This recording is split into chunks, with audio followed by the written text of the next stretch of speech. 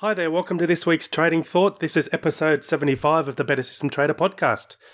Today I want to start by sharing some interesting facts with you. Did you know that Dr. Seuss wrote the book Green Eggs and Ham on a bet that he couldn't write a book with 50 words or less? That's right, in 1960 the founder of Random House made a $50 bet with Dr. Seuss that he would not be able to write a book using only 50 different words. Well, he accepted that challenge and created Green Eggs and Ham, and that book has sold more than 200 million copies, making it one of the best-selling children's books in history. Think that was a fluke?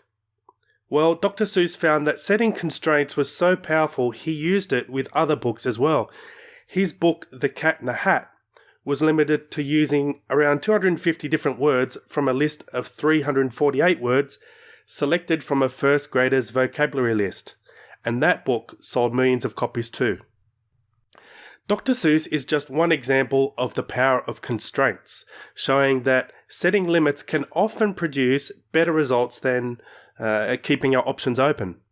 Constraints can force us to think better, work better, and come up with more creative solutions. So how can we apply this principle to trading? One example of how we can use the power of constraints in trading comes from a podcast episode I did with Kevin Davey last year. We're going to take a quick listen to a snippet of audio I have from that podcast episode. The context of the conversation is around goals, but let's just take a quick listen to what Kevin shares. And the final letter in that acronym, SMART, T for time bound. Why is that important? Well, I'll give you a good example. Just with creating strategies, if you allow yourself unlimited time to create a strategy, what's going to end up happening is you're going to end up refining the strategy, enhancing it, adding a filter here, taking out, putting a rule in to take out a certain trade there, doing a lot of things just to make it look better. But that doesn't necessarily make the strategy better. It just makes your backtest look better. Mm-hmm. So the time-bound part kind of forces you to, where you can say, hey, I'm going to create a strategy and I'm going to give myself the rest of the week working, 10 hours a day or whatever. And if I don't come up with something, I'm moving on to something else. So the time-bound part can really help you kind of focus in on what you're trying to do without overdoing it.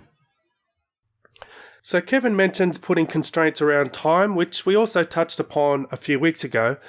But there was another point that Kevin made. I couldn't actually find the audio for this one, but if I recall correctly, he mentioned that sometimes he starts developing a strategy with the end result in mind. For example, he may want a strategy with a specific performance profile, like a profit to drawdown, or maybe he wants a strategy that trades more frequently or has a shorter length of trade. So by putting these constraints around the end result he's looking for, it kind of makes him attack the problem from a slightly different angle. And I think there are all types of applications to trading we can use here to constrain us and force us to think differently. For example, perhaps you want to take the Dr. Seuss approach and limit the number of conditions or filters or indicators that you use in a trading strategy. Or perhaps you want to use no indicators at all, just use price action. Maybe you want to have a fixed number of points for a stop loss or a target. There's lots of different options here. Sometimes people spend time complaining about limitations that are placed on them, but I think we can actually turn this around and make constraints work in our favor. And by doing this, perhaps we can come up with some unique solutions like Dr. Seuss did. Now, if you want to hear more from Kevin, you can hear the rest of that particular interview on the Better System Trader website. That was episode 38. And also, if you want to learn more from Kevin in person, there is a unique opportunity to do exactly that at the Trading Masterclass being held in May this year.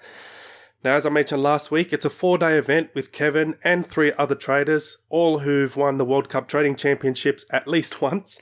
So that includes Kevin Davey, Andrea Unger, Michael Cook, and Tim Ray.